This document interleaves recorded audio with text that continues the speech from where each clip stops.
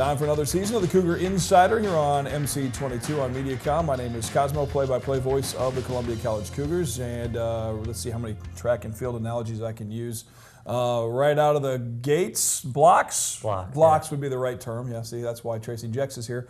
He is the cross-country and track and field coach for the men and women at Columbia College. Coach, welcome to another season. Thank you. Good to be here. Appreciate you joining us, and we'll get into both sports a little bit with cross-country and also track and field, but let's take a little trip in the time machine to, you can't see it from the inside of the room we're filming in here, but Abby Stricker and that long jump national championship with 19 and what, how many feet? 19 feet 4 3/4 of an inch, or as we like to say, 5.91 meters. That is a long way. It is a long way. Yeah. She was quite the athlete and a national champion for Columbia College. Take us back to when she set that record. What was the day like, the moment like? Just kind of describe it to everybody that's watching and maybe unaware that we have a national champion from right here at Columbia College. Yeah, it was kind of a very surreal moment.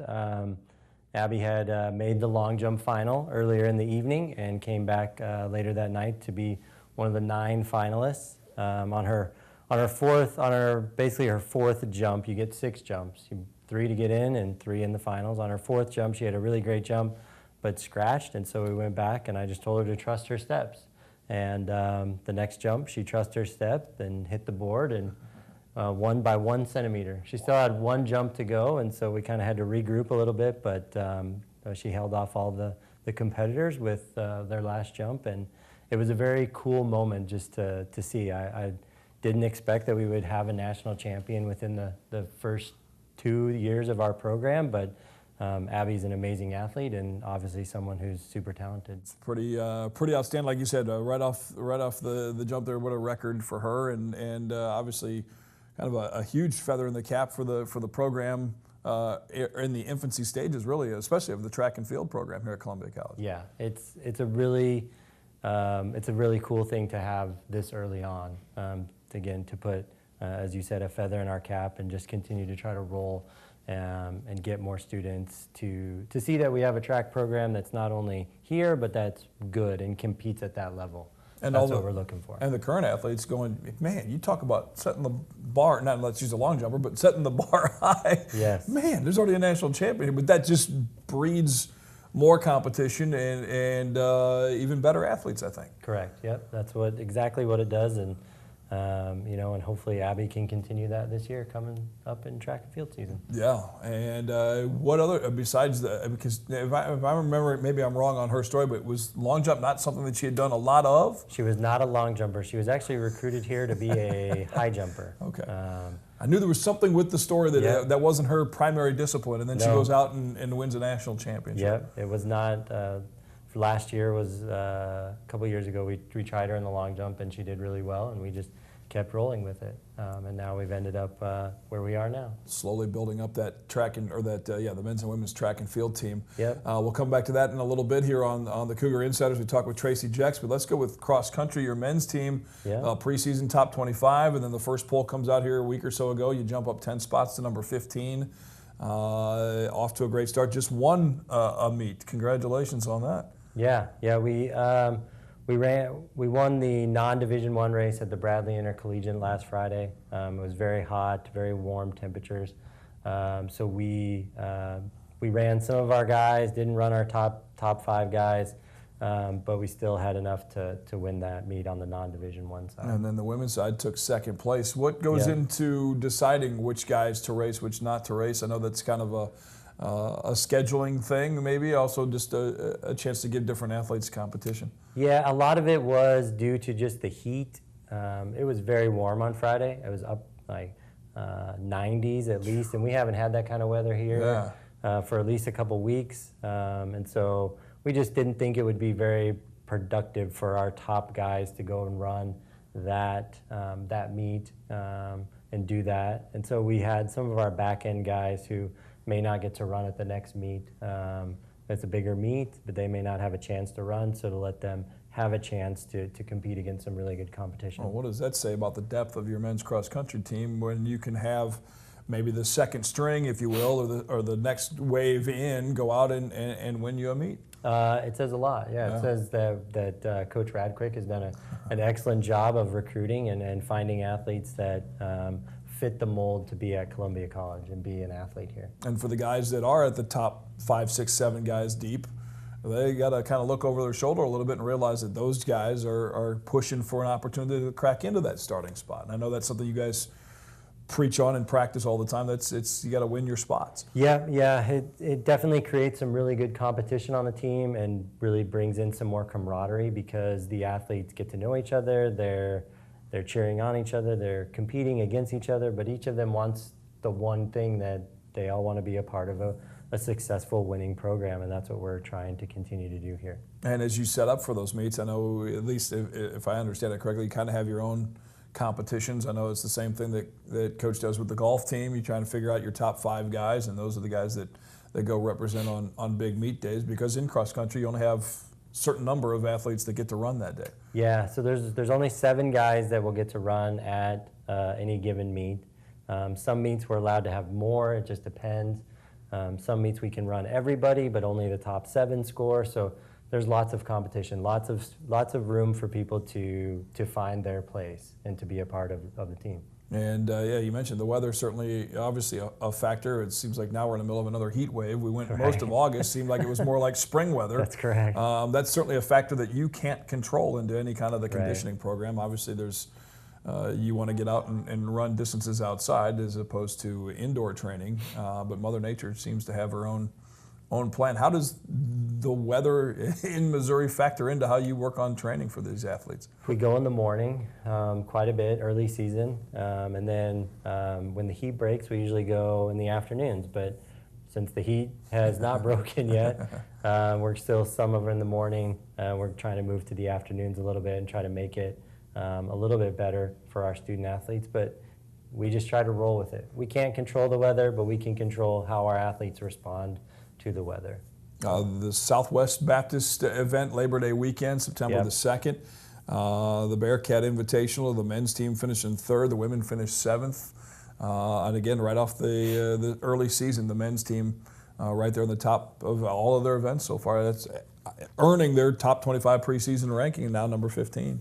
Yeah, that meet was a new meet for us this year. So we went down to Southwest Baptist University and ran at Bolivar, and it was just a really great meet for us. There were 2 Division II, it was mostly a Division II meet, basically an MIAA conference meet almost, with us being the only NAI team there. And we finished roughly 30 points behind Missouri Southern, who is the top 15 ranked team in the nation at Division II in the cross country. So we came away from that meet thinking that our guys have a really great chance to do something really special this year. Now, that doesn't mean they hand it to us, but we got to work hard, and seeing the times that we potentially could run down the road is just really cool. So, I mean, we still have a lot of season to go. Sure. And there's, injuries could happen, things like that, but as long as everyone works really hard and does their best, we'll let the chips fall where they may in November, hopefully. But an opportunity where you take them to a meet where they're competing against higher level competition, and you see where that barometer shakes out, and it really can give them an opportunity to say, hey, we can compete with anybody in the AMC and the NAIA across the country. Yeah, and that's really what we're trying to do. As we grow this program, we're really trying to take on the best programs, not only in Missouri, but nationally, so we can get to that point. I think you can't become a nationally ranked team and a nationally team that challenges at the national level every year when you're not willing to go and face really good teams. I think our volleyball program has shown us that. Our basketball program has shown us that. So we just got to keep moving. We're going to get into some of the athletes, including some big returners. Malik Holman on the men's cross-country team, number 15, right? The new poll hasn't come out yet this week, correct? To come out next week. Next week. Every 2 weeks. Every 2 weeks for cross-country. So up from 25 in the preseason to 15 now, 10 big jumps. We'll talk more cross-country and some track and field with the head coach, Tracy Jex, when we come back here on MC22 and the Cougar Insider Show.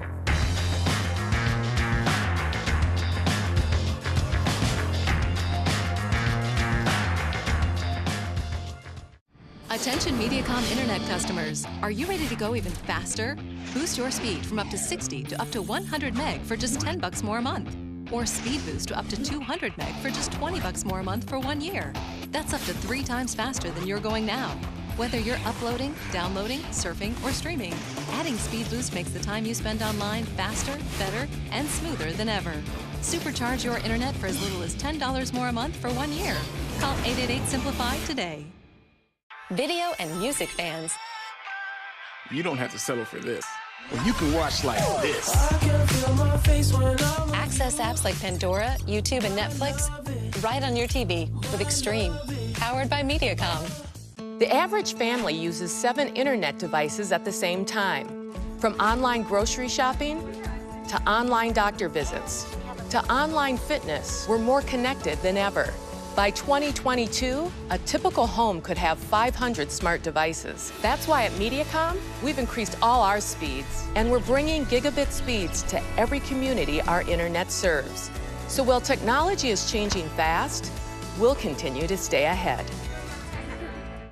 When you download the Mediacom Connect mobile care app, you can troubleshoot issues, look at your data usage, pay your bill, get appointment reminders, and even schedule a time for us to call you without ever leaving the couch. It's like having your own customer service agent. Remember, your TiVo install is tomorrow. And technician right in your phone. Mediacom Connect Mobile Care. Download the free app today from iTunes or Google Play.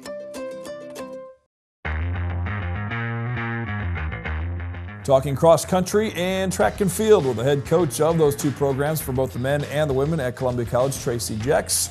The men at number 15 in their top 25 poll, and some great results. You had a win at the Bradley Intercollegiate, and then you're getting ready to head off to Louisville, Kentucky for an event coming up here in a little bit. But let's talk about some of the athletes on your team. We mentioned Malik Holman before we went to the break. He was the runner of the year and the freshman of the year, I believe, a year ago. He comes back as a sophomore. You've got 7 freshmen, and then Malik is the sophomore and a junior making up your team. So a very young squad, and right there at the top in the top 15. Yeah, I mean, we also have a redshirt senior that's back, Tommy Skoski, who's back for his final year. We redshirted him last year. So we have the last 2 defending AMC champions, individual champions, coming back to run this year. So there's a lot of potential, just huge amounts of potential. And again, Coach Radquick did a great job getting out there and getting some really great young runners, Carter Brocato from Owensville, and a few other guys that really will make an impact. Alex Krieg, Tristan Bays, all these guys that have potential to do some really great things.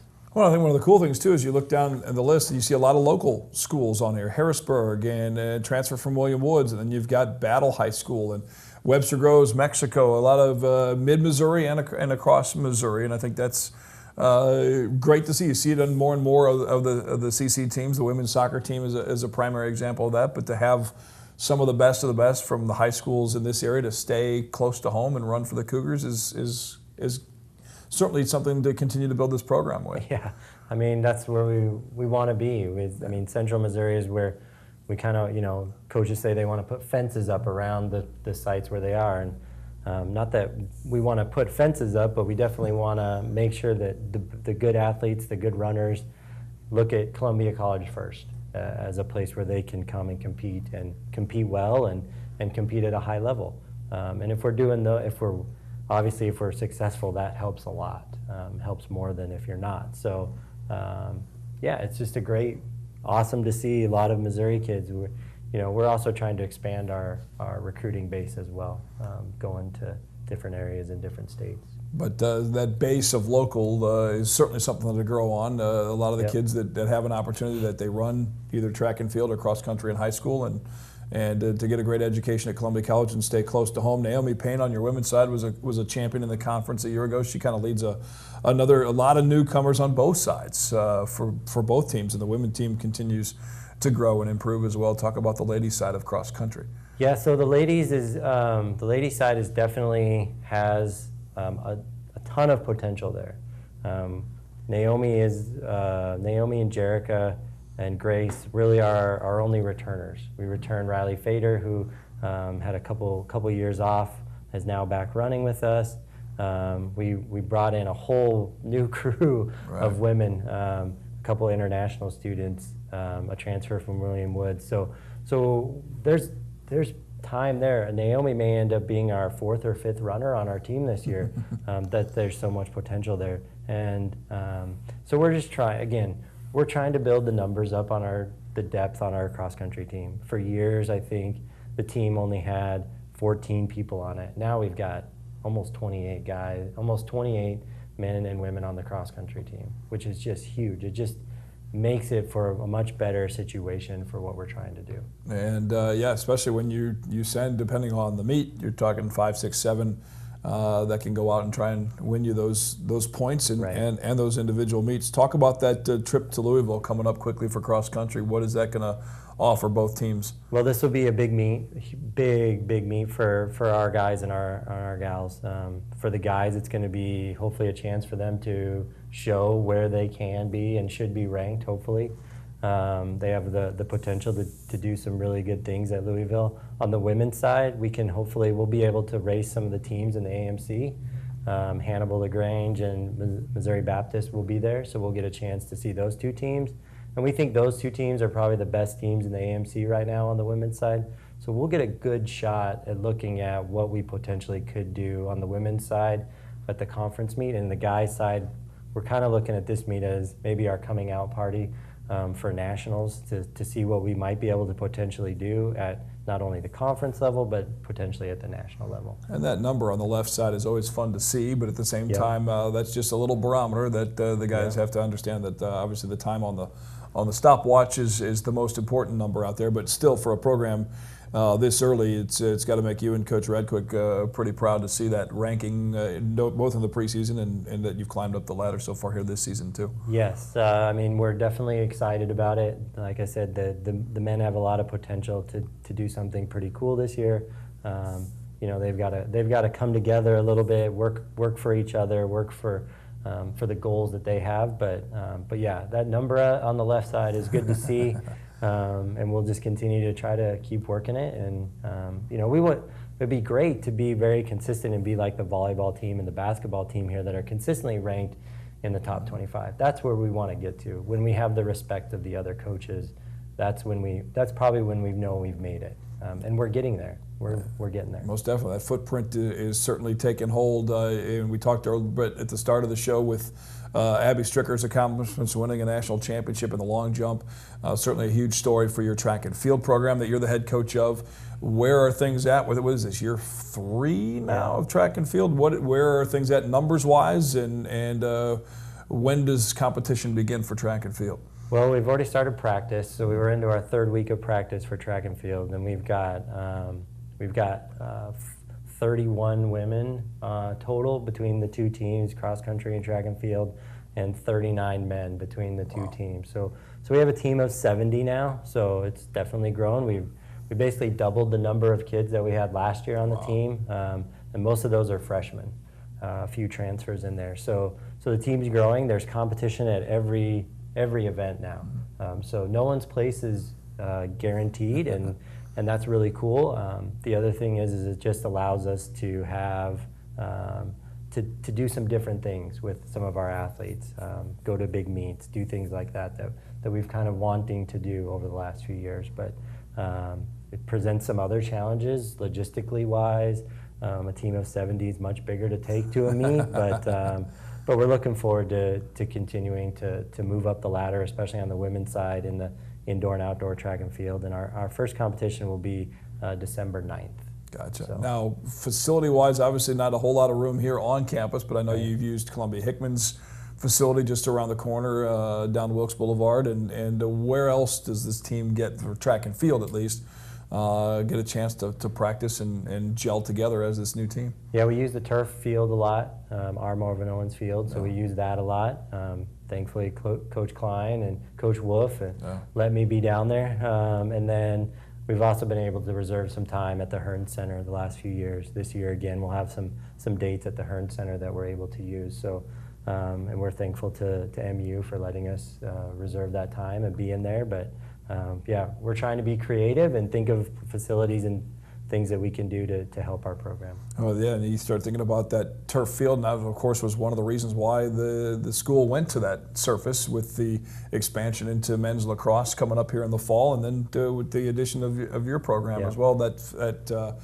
That space is now completely interchangeable, if you will. I know after one of the soccer games last week, the lacrosse team was painting lines on the field, and you could see Coach Klein twitching a little bit, like, wait a minute, okay, I got to share with everybody. But that's, as the program continues to expand, that's one of the things that that field out there is becoming, not just for their games, obviously, and practices, but for your teams as well. Yeah, and the coaches do a good job. We like to joke around with each other. Coach Klein likes to say, put a concrete path through the middle of the turf, because I walk through the middle of it there. But I mean, it's a great facility, especially in the fall when we're doing most of our conditioning work for track and field, so that we're not on the track very much. So it's just a great facility for us to use, and it's good to see other teams getting use of it. Well, and especially for recruiting purposes. Yeah. Between the field over there, and then you look on the windows outside the Bixby room here, and you see Abby Stricker with the national championship long jump record.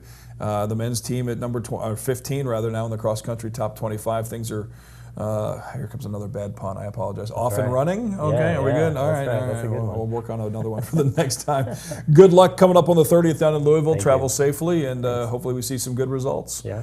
All right, Tracy Jeck's our guest here as we start the season off every week. A new coach, new team, new program, and of course you can find more at ColumbiaCougars.com. Also, video on demand through your cable box here on MC22, the Cougar Insider Show. Thanks for watching here on ColumbiaCougars.com and MC22.